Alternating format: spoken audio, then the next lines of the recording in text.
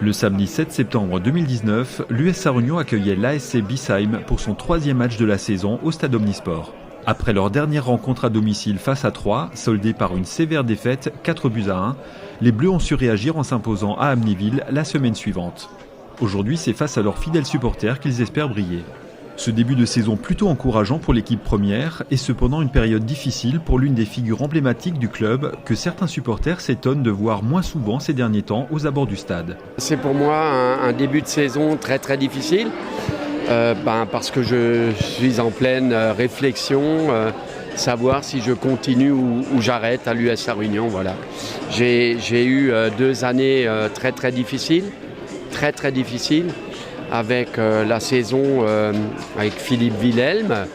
Pas la première partie, mais la deuxième partie où j'ai découvert ces problèmes financiers. Tout est parti de là. Et ensuite, on a essayé de sauver le tout en faisant venir Scheuer. C'était un échec aussi. Après, on a essayé de faire un tas de choses.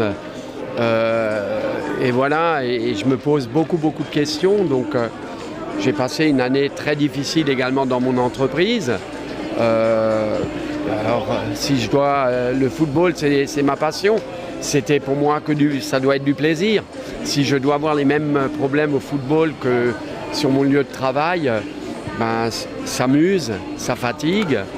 Et il y a eu quelques petites choses pendant cette intersaison qui font que aujourd'hui, je suis profondément déçu. Parce que j'ai, pendant 27 ans, tout donné à l'US Sarre-Union. Quand je suis venu, le club était en 2e division de district. En 93, j'ai fait ma 27e saison. Voilà, c'est ce que j'ai expliqué aux joueurs et aux gens avec qui j'ai eu quelques problèmes relationnels à Lorenzen le 3 août, pendant le stage. Je leur ai dit que je me prends le temps de la réflexion. Et voilà, parce que aujourd'hui, l'US Sarre-Union, c'est plus le club que j'ai voulu, que j'ai façonné, que j'ai géré pendant des années. Il n'y a plus mon ADN, plus du tout. C'est pas ça le football que moi je préconise. C'est pas ça l'association qui part dans tous les sens. Non, c'est pas ça du tout. Donc je ne m'identifie plus du tout à cette US Sarre-Union-là. Alors, quelle que soit la décision que je prendrai, ça restera toujours le club de mon cœur parce qu'on ne rayera jamais 27 années comme ça. 27 années dont pratiquement 20 ans de football de haut niveau et pratiquement 12 années de football en national. Alors, je regrette aussi beaucoup les années passées avec Laurent Weinstein, qui était après moi un super président parce que je m'entendais bien avec lui. Voilà, donc tout ça, ça me fait réfléchir. Ça me fait réfléchir. S'il n'y avait pas tous ces trucs-là, ça fait longtemps que j'aurais pris ma décision. Après, il y a eu quelques petits trucs qui font que je me fixe une date limite. La date limite, ça sera le 13 septembre. C'est bientôt. Et je pars quelques jours, au soleil, me vider la tête pour penser à autre chose. Je suis très déçu. Et mais le 13, je saurai ce que je ferai à l'issue. Dans l'immédiat, je suis en tribune et je regarde et je soutiens en espérant gagner aujourd'hui contre Biesheim. Ce serait un bon départ. Voilà, il y a un bon groupe, il y a une bonne équipe. Mais voilà. Merci beaucoup et bonne saison à l'USU. Face à un adversaire de qualité qui a démarré la saison avec une défaite, un match nul et une victoire face à Sarreguemines, les Bleus ont su se montrer solides et offensifs de bout en bout. La rencontre a tenu toutes ses promesses, l'USU s'imposant face aux joueurs d'Hervé Milazzo sur le score de 4-1, inscrivant les 2 derniers buts dans les dernières minutes de la rencontre. Voici les 5 buts de ce match qui fut arbitré par Anthony Pacheco, assisté par Lucas Thiémonge et Jean-Alexandre Gilleron.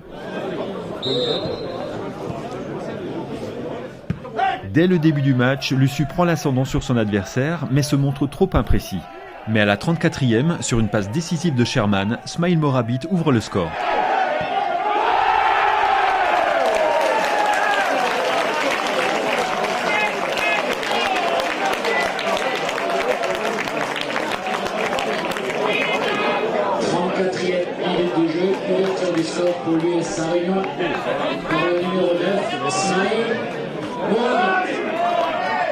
En seconde période, Luçu creuse l'écart grâce à Jordan Coignard, qui inscrira le deuxième but sur une passe décisive de Bastien Frassinetti.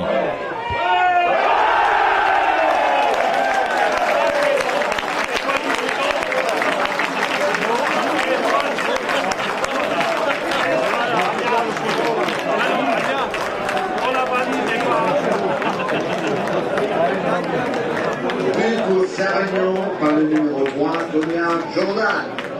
Bissheim réagit et en beauté à la 83e avec un beau retourné acrobatique de David Efonja.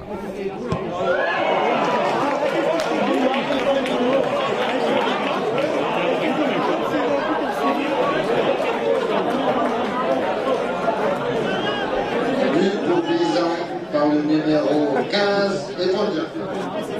Dans les toutes dernières minutes de la rencontre, Luçu donnera le coup de grâce à Bissheim en inscrivant 2 buts coup sur coup. Sherman inscrira le 3e but pour Luçu sur une passe de Mohamed Naifi.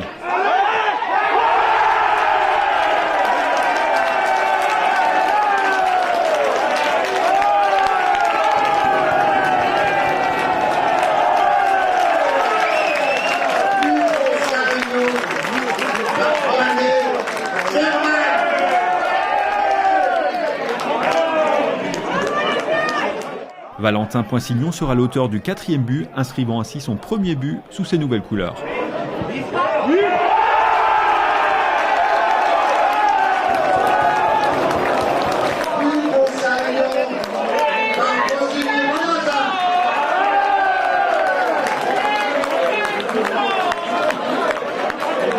Avec ce très beau résultat, les supporters de Luçu sont clairement rassurés. Même si la prochaine rencontre à domicile face au Racing promet d'être difficile, pour le moment, les hommes de Stéphane Léoni peuvent légitimement savourer leur victoire. On est content, on reste je pense dans le top 3, top 5. Voilà, avec notre victoire, ça fait du bien. Je pense d'autant plus qu'elle est méritée. Quand on gagne 2-0, et je pense qu'après on s'est fait un petit peu peur. C'est forcément à 2-0, on sait que le score il peut changer, donc on a commencé un petit peu à reculer. On a fait un peu le dos rond, on a pris un but, mais on a su rester, on va dire, concentré et puis on savait ce qu'il fallait faire. On avait un schéma bien précis en tête. Donc comme je vous ai dit, déjà bien défendre dans un premier temps et puis jouer sur les côtés. C'était là où on savait que l'équipe adversaire avait plus de mal. Donc on a écouté et puis voilà, on a très bien fait les choses. Je suis content pour les supporters. Il y en avait qui étaient venus à Amnéville, ils étaient contents. Et ceux qui ne sont pas venus, au moins on a répondu présent aujourd'hui. Donc c'est important d'être costaud à la maison et de donner du plaisir à notre public parce qu'on a sûrement le meilleur public de National 3. Ils sont toujours en déplacement, souvent beaucoup à la maison, donc c'est important. Ils voient des buts, ils voient du jeu, donc c'est positif. Pour eux, et pour nous et pour le club. Là, on a les occasions pour faire 3-0. Et puis bon, en face, il faut dire que c'est quand même une très belle équipe, Bissheim, avec un très bel effectif, avec de grosses qualités devant. Ils arrivent à revenir 2-1. Ils ont même le ballon d'égaliser à 2-2. Puis après, par contre, on joue bien les contres. On a été costaud, bien organisé. Donc ça fait plaisir. C'est un bon début de saison. Il faut continuer à travailler. Bon, là, maintenant, on va savourer. On va préparer le match de mercredi en sachant qu'on a quelques blessés.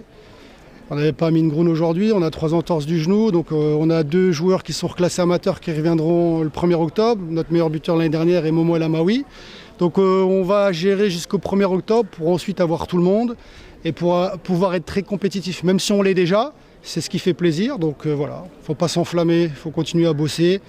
Et puis la vérité d'un match n'est jamais celle d'un autre. Donc voilà, on bosse, on continue, mais on est content. Forcément, grosse déception. On prend un premier but un peu gag. Ensuite, on revient avec des bonnes intentions sur la deuxième mi-temps et on se fait contrer. Ensuite, on jette tous nos atouts offensifs. À partir de là, on revient 2-1, on se crée 2 ou 3 grosses occasions et directement on est puni par le 3-1 et par le 4-1. Donc le constat est quand même assez criard. On est à 10 buts en 4 matchs, donc forcément c'est qu'il y a des manques. Il va falloir y remédier le plus rapidement possible si on veut prétendre à faire des résultats positifs. Il faut absolument qu'on stoppe l'hémorragie par rapport à nos buts encaissés.